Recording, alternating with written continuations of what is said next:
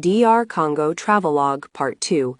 Set off again at 6:40 a.m., stopping after 2 hours to change a puncture, the new tire being narrower and topped up with an air pump.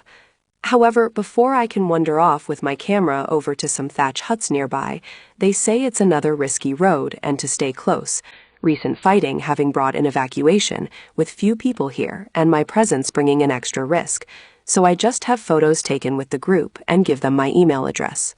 Numerous police and identity checkpoints follow, where they're only familiar with local picture cards and have no idea how to find a passport's information page, or their own country's visa or entry stamp in it, or even how to read the outside cover.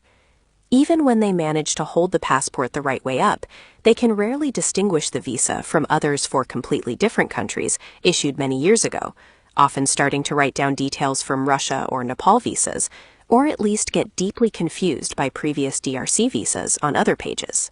Neither can they ever understand my name and take the middle name as the surname, despite the indications, also in French on the page, while sometimes asking to see my yellow fever vaccination certificate in the hope I don't have one and will pay a fine bribe. Police talk to the drivers about monies due to them and cause hindrance and slowdowns, while government lines of control from distant Kinshasa become tenuous across to these lands, particularly with their instability. At one checkpoint, I ask for a bucket of water to pour over my head and all down my clothes, helping the cooling breeze of the Jeep window as others stare and stop their chatting for a moment, while sitting happily in the horrendous sun that would burn me in minutes and send my temperature fatally out of control. Locals don't understand ethnic white differences, and you have to be ready to foreground and see to your needs. Make a lunch stop at a straggly roadside town drenched in the sun at the zenith, with shadows underfoot, yet with a relatively cool breeze, plus loitering UN vehicles and a wailing mosque. At another police office here, while dealing with documents, I notice the driver tries rushing me to leave, where the extent of his conception of belongings is sacks of corn, mangoes, or old clothes, and nothing with special value or complexity involving attention to detail. Developing world peoples are then often fascinated by foreigners' bag contents. I refile carefully while ignoring distractions, either unwitting or deliberate, and leave when double-checked. We arrive late at a little place called Banding-I-Do, which has only one hotel, already full, and offers me a thatched hut with a grubby bench, plus crawling insects visible in the torchlight. I give it a miss. Walking back to the Jeep with 4 others, we find it's disappeared, and surmise has gone to join a queue of vehicles a couple of kilometers away, approaching a river where authorities dismantled its bridge 2 days before as unsafe. We take cassava and tea at a restaurant, before walking down the road in the blackness and tall jungle on each side, but with the moon now full behind thin cloud. We find the Jeep and all get some sleep, although the fatty next to me takes up too much room while I worry about malarial mosquitoes. But despite the river and bush, none seem to be around. At dawn, as usual, everyone in the queue is active and indicate they know how to deal with daily needs in ways that cushioned Westerners have lost sight of, including setting up to cook an excellent sweet porridge. Meanwhile, goods everywhere are being carried on heads, including sacks alarmingly on men's necks with the head bent forward, to move from one side of the river to the other, either via wading through a shallow area or on little rafts pulled across, and which can also be stood on carefully. There's a similar queue on the other side. It's a fine hubbub, with even strangers exchanging bonjours and kavas, while smaller local pygmy types enjoin alongside disputes between drivers and both passengers and other drivers over the situation. The great Congolese slouch is in evidence, as expressive of masculine, unruffled assurance, regardless of anything. There's something going on at the other side, with second-hand parts for another bridge, and I exchange a few words with a Chinese construction gang, having recently finished a 2-year China teaching contract. But obviously nothing can be rebuilt quickly. Instead, a team of workers is making a vehicular raft, even while I struggle with the physics of this great plywood shoebox lid with taped joints. At one point, a group of men in the water also managed to shuffle 2 cars across, using planks. I take a shave with the river water, but at first resist wading in to bathe and cool off, being worried about the microscopic parasite schistosomiasis, causing serious illness and infecting fresh water across Africa. Increasing numbers go in, however, while some have fun jumping off tree branches, and with the temperature soaring again, I join them in clothes and sandals. The parasites prefer slow-moving water, and there's a still section to one side behind a fallen tree trunk that I keep well away from, though later notice a group of women in a concern for modesty wading in there. Indeed, one of them from the jeep then complains about an insect bite from the water on her arm, showing me the worm's characteristic blister and inflamed ring entry point. River locals may understand the severe danger presented here, but not visiting urbanites, while a number of reptiles are also risked in the shallows. Happily, an agreement is made with a minibus on the opposite side, where the vehicles are each driven back and baggage and passengers are exchanged. Others get rafts over, but I put my wallets in my bag and walk across a 1.5-meter deep section, first with bag on shoulder, before holding it in the air with both hands, at times submerging down to my wrists, to the merriment from swimmers nearby, who ask me to wait while they take photos. The clothes will be bone dry within 20 minutes, but are cooling in the meantime. There are more long, complicated conversations before we depart, including an altercation between one of the drivers and a tough, broad woman passenger, where at one comic point, where he runs off down the road and her after him, then both back again, out of breath. Everyone else waits inside, and when I get out to stand in the shade on the one side, they tell me to return. The minibus is parked by a police roadblock, and I watch the occupants of another one who've had to pay bribes to be let past, and who shout abuse and derision at the officials as they drive away, one of which just puts his finger to his lips to say keep quiet about it and clears them off. We leave the bridge area at 5 p.m. in confirmation of DRC having the world's worst transport system. 10 minutes down the road, there's a lengthy identification check. Then just 5 minutes later, another half-hour police stop for no apparent reason. Then soon after, at a roadside town, we pull over for a further hour in one more mystery for the passengers. Then there's another petrol station stop for a drawn-out process there. Maybe further police checkpoints will then be closed and hassles and bribes reduced, but the Butembo to Kisangani trip is one long exercise in lateral and opaque thought. The natural and interesting tendency for the mind, of course, is for interconnections to spread outwards, but linear focus is needed to secure goals. While waiting around, I buy a plain flatbread and omelet, but the vendor isn't confident, and instead begins an in-depth conversation with other customers about it, with the food, despite being piping hot, subsequently having impurities from something added after cooking, and showing I need to be more watchful. One of the drivers has departed, as leaving the other now very tired, and he stops for sleep several times, best he can, through the night, instead of finding a place to rest properly and thence keep us safe. We park outside little thatched villages with people singing in huts and jogging down roads chanting, indicating their compatibility with their environment across tens of thousands of years. Shortly before Kisangani, we cross a Congo River tributary, an amazing sight with huge rainforest trees up to the edges on both sides of a smooth but swirling surface, primordial, brooding, and magnificent. Arrive 8 a.m., having been with the Jeep over 3 days, and motorbike it to a dismal $12 hotel featuring a wrecked attached bathroom.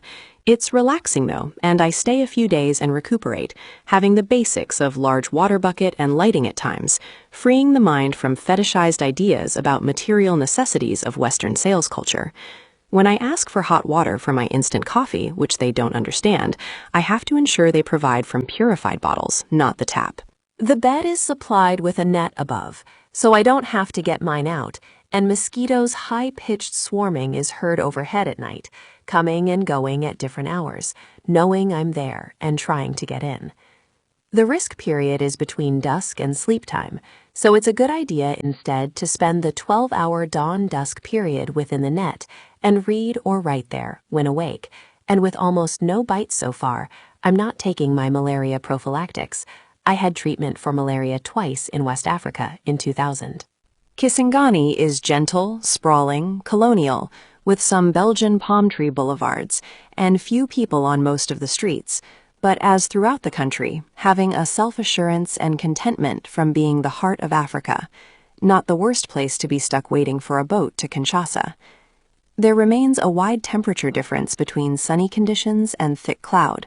While it's often welcome, that DRC has the world's highest incidence of thunderstorms, where thunder and lightning are often heard for long periods off in the distance. I find a sizable internet cafe with newer computers, if a slow connection, also charging my camera and electronic book reader.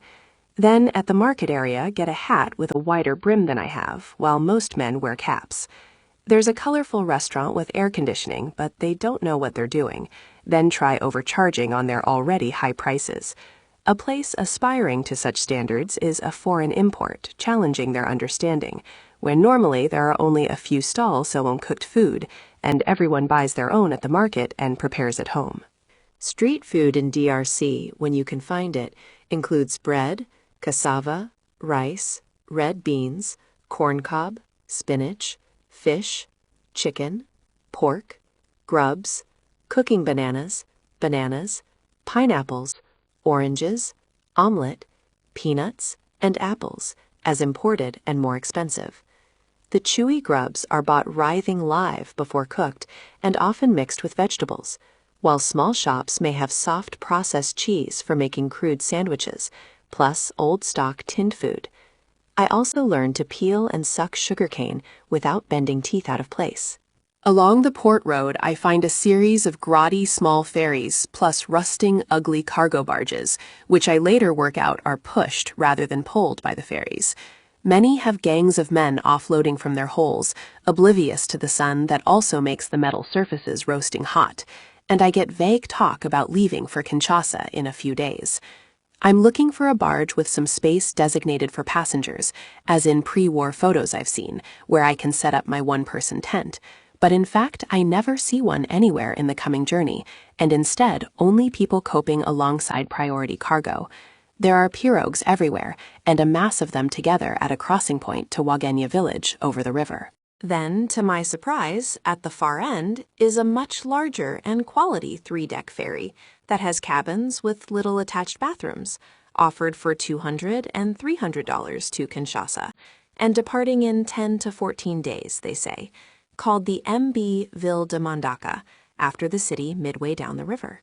It looks like it's recently arrived from Kinshasa with cargo, and its 3 barges are positioned parallel to the shore, with the ferry beyond them to provide an obstacle course of goods, trucks, planks, rebel, laborers in flip-flops, chubby men with worksheets and 2-way radios, and police wanting to see my passport.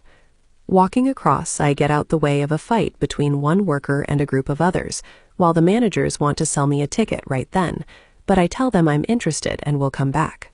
The owner has flown in from Kinshasa for formalities, although at leisure after a football game he was waiting to see first, and isn't joining the boat. I ask him when it leaves, and he gets uncomfortable though, as such questions are outside developing world understanding, in their assumption of a background of abstract principle, predictability, and social contract with the individual that isn't there. Things get done when they're done, and when people feel like it, and thus it's a case of ask a stupid question, get a stupid answer. This is either what they think you might want to hear, as though you're asking a pleasantry, or just the first thing that comes into their heads because you are confusing them and they don't know how to deal with you. A departure time isn't seen as something that could be knowable. They almost also never say that they don't know to Westerners' questions, with this being in the same way too specific for an ad hoc worldview. A couple of days later, another boat arrives, and I get a look at conditions when operational, being packed with people trying to live in a dire environment of every kind of surface cargo and irregularity for accidents, and no guardrails, a warren of grime and hazards in blazing heat or torrential rain, with only rough tarpaulins. I walk back to the Mbandaka with a few soda drinks for the staff, who show me the cabins again and indicate that I can move aboard for the remaining days before departure for no further charge, to which I agree. This will be 16 days, followed by 21 on the river and 2 in Kinshasa, a total of $39 for $200, while before taking the cabin I had 7 days at the hotel, meaning the departure was 23 after arriving in town. At the market I change money, after thinking over the procedure very carefully, and buy a bedsheet, insect spray, light sandals, plastic mug, more coffee, door padlock, and a bucket for bathing when the cabin shower, as using river water nonetheless doesn't work. This is most of the time, so you take your bucket by the side and reach down, schistosomiasis or not, and cut a ladle from the end of a water bottle. Congo River water is muddy throughout its length with low visibility, yet clothes washing can still be done, where detergent doesn't lathering up, but a long soak works okay. I ask about a cleaner supply, and another passenger walks me to a place with a water tank, used only by men for bathing and clothes washing, but which is still obviously contaminated, and later instead find a mains tap across the road from the boat. I also buy enough 1.5-liter drinking water bottles for a 3-week journey, based on my consumption between 1.5 to 2 per day, with these emerging as hard or impossible to find downstream before Kinshasa. The middle deck has 4 passenger cabins on each side, 5 others like mine, and 2 a little larger, all new and with 3/4 beds, and crew members taking half of these. The top deck has the bridge, lavish officers' quarters where I'm invited for drinks, storerooms, and a pleasant lookout canopy to the rear with tables and chairs. The bottom has a small dining room and kitchen, an extremely noisy twin-engine room extending below deck, 4 little cabins next to that, rough washrooms, at the bow a room above the hull, and working spaces at both ends. Then the metal barges with no engines have deep holes, plus a small block of rooms at one end, including offices and cabins, and one barge a small upper deck. I put up my mosquito net, stick my Central Africa map on the wall, and I'm given a fan with electricity available after dark, when it's totally black and pleasant for sleep. Sit on the upper decks as available only for cabin class, watching the sunset and Africa's high elevation causing clouds to sit low in the sky and stack upwards in various unusual ways. Then a crescent moon follows with its cusps upward over the river here at 1/2 degree north of the equator. The coming and going continues beneath, and where the main unloading concludes and is replaced by huge maize and other corn sacks, plus assorted other cargo from lorries being thrown or lowered down through the deck's surface doors. Rubbish, unfortunately, is tossed in the river. The crew are kind and people generally concerned about what I think, while sometimes acknowledging that they don't know how to turn their country's opportunities to their advantage, in contrast to Westerners as they perceive them. With all the jotting down I do in my journal and elsewhere, they can also see I'm making a report of some kind, but don't seem to understand when I explain the possibility of future travelers and how I might recommend the boat. Having good jobs, they show alacrity for the managers, while 2, plus a few passengers, now setting up on the barges, speak a little English. I discover that the Mbandaka is on its first voyage up and now back down the river, while during the trip I see only a few other ships approaching its size and all pushing barges, but older and apparently lacking cabins. By my estimate, it departs from any one point only every 15 weeks, with the longest stops at the 2 terminal towns for the cargo, so I was fortunate enough to wait little more than 3 weeks, and then, if I'd arrived any later, all the cabins may have gone. Some days I take the 50-minute walk to the market from the boat, but only set out under thick cloud, the sun otherwise burning my face from bouncing off the ground, plus the general glare regardless of my hat's shadow, while the market and much of the town shuts down on Sundays in this Catholic-majority country. I find a national flag-raising ceremony just off the road, where those passing are required to halt patriotically for a couple of minutes, irrespective of the governmental issues. The motorbike taxis, meanwhile, are a reminder of the developing world's lack of conceptuality for receiving instructions like next left, as applying an abstract idea to reality, rather than living in the intuitive moment only, and will either take you to mean pull over on the left now, or ignore you and drive straight on. Spend time under the canopy, or when the sun falls into it, move elsewhere on the perimeter walkways, or on the bridge, reading Congo Topics and Joseph Conrad's Heart of Darkness of 1899, set on this river as an analysis of the Dionysian aspect of mind. Sometimes I'm asked if I am reading the Bible, as the limits of their idea of the printed word. There's talk of departure days, but people accept the situation and carrying on cooking and washing, bathing and sleeping, and presently passport-checking officials come aboard, as suggesting the loading is finishing soon. I check as best I can that departure won't be today, though, and do the pirogue trek across the 1-kilometer-wide river. The men try selling me a private one, of course, but I get in one with the locals, which splashes out a few meters before coming back, as an argument starts, and everyone waits for it to blow over. The pirogues are large enough for a few dozen people, plus motorbikes and goods, but still wobble and need to keep balance with weight equally down each side. Wagania is pleasant and again spaced out, with mostly lath and mud buildings, plus a few brick, as one step above a subsistence village, where simple streets lead to a small market, and locals curious to see me, but all relaxed, while lanes further off through long grass are likewise sleepy and safe. Men and women have traditional roles of occupation and child-rearing. There is also perhaps less sense of locals looking up to Westerners here, in contrast to many developing world locations, and instead more timelessness and self-reliance, while the overall sub-Saharan African experience for the traveler is like nowhere else. Unfortunately, as often in mid-morning, the direct sun appears, and lacking a face scarf, I get burnt where my nose then peels for days, the sun's brutality and glare being unique, while the earth and sand are still ochre. I linger under a tree, watching the road with its walkers and bicycles, before a family living nearby provides a plastic chair, and I talk to a well-dressed local tailor, then a man meandering over with a pouch of shiny, precious minerals, asking tentative questions.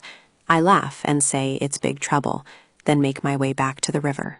They take FC 500 from me on the way over, but on return I watch more carefully and pay the local FC 200 price, as causing chuckles with the trader trying to hide the notes given him by others from my sight. Sauntering back to the ferry boat, I find to my surprise the engines are running, and as I jump on, it starts to move, then connect with and reposition the barges. It takes one of them and powers into the river a few hundred meters upstream to another docking point, as making a refreshing change with people on board standing on the near side walkways watching the shore pass by. More corn sacks from a ramshackle warehouse are loaded, while another lorry rolls up with the same, before a uniformed official intervenes and indignantly handcuffs a rust of one of the scruffy workers, who tried to ignore some instructions. Squabbles and stoppages ensue for a while, but we sail back in the evening, then tomorrow repeat the process to bring the second, then third barges. Near the warehouse, another officer gets hold of me for a stream of dumb questions, followed by a 30-minute conversation in French between a chief and subordinate in their office about me that I have to sit through as he clutches and waves my passport, in requiring all due patience, deference, and stress, as if I don't have enough being way out here. He's concerned about my visa's general terms, rather than as normally issued against an approved itinerary and lodgings documentation, all skipped by the London Embassy, with there being no formally designated tourist visa at present. Protocol is underdeveloped, and officialese slides into local interpretation. He also asks for my camera and looks through the photos on its display, reminding me that none are allowed on arrival in Kinshasa, then at last lets me go. Sometimes a stereo is set up on the barge upper deck to play garbled pop music, being of some interest as a cultural product if where its single genre becomes moronic, reflecting messy interconnection of thought, plus a culture on a monotonous level. Football is popular and played on open ground nearby, while great commotion issues from television sets on the barges when a match is watched and won. Card and board games are other pastimes. Another couple of trucks amble their way over for more laid-back loading, this time with varied unknown wrapped packages, rather than the fine new ferry working non-stop up and down the river, with a separate supply system timed with its arrival. It must sit at each end for weeks doing nothing. While I've been here, I've also only seen one other ferry with barges depart, although there's ongoing activity with boats of other kinds. With the bulk of the weight in the holds, the barges are maneuvered to another point for these great tripod crane contraptions, where two articulated lorry cabs, then trailers, are lifted and placed on top, followed by minibuses. There are already a few vehicles having driven themselves on in being light enough to approach from the sides, although some are taken off and repositioned. The tripods recall the diabolical imaginings in the War of the Worlds and are fixed to dilapidated and half-buried rails which they stopped moving on long ago, while only one seems operational at all, using electricity with almost no sound. Plaques by their one-man control hoods up in the air are dated 1955 in Belgian days, 59 years old. With some clanking and experimentation over how to place the supporting steel bands, the massive weights are successfully lifted, though while the crane works, I keep well out of range of its toppling distance, and hence stay off the ferry. They work until light falls, then finish the next day while police and armed personnel attend. Once a vehicle leaves the ground on the single cable, it begins to revolve perilously, and with the second lorry, the operator fails to wait for it to slow down enough, and instead tries to time and lower it suddenly into a remaining gap on the barge. First, he smashes a front corner onto other vehicles, then, seemingly not satisfied, smashes the other one, before men climb up close and hold it still. At dawn, the day after that, the three barges are moved back down, maneuvered alongside each other, and roped up to form a block with the ferry behind the middle one. There's a buzz in the air with deck passengers with their stuff now setting up home around and under the vehicles. Then, at a memorable moment, the boat really does leave Kisangani, and I sit on the top deck by the bridge overlooking the barges as impenetrable jungle passes on both sides and is reflected in the water. The glossy engines are fired up impressively, while also drawing attention to how much will be depending on them and their maintenance squad, who kindly pose for a photo. To be continued.